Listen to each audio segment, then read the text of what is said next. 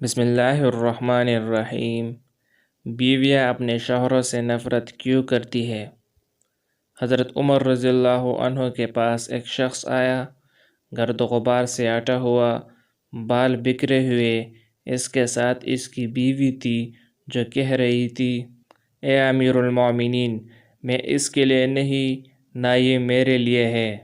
آپ نے جان لیا کہ عورت اپنے شوہر سے نفرت کرتی ہے، اس لیے آپ نے شوہر کو حکم دیا کہ وہ غسل کرے اور اپنے سر کے بالوں کو ترشوا لے اور ناخن کترا لے۔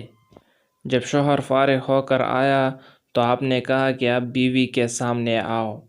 بیوی نے دیکھا تو دم بخود رہ گئی اور نہ پہچاننے کی وجہ سے پیچھے ہٹنے لگی۔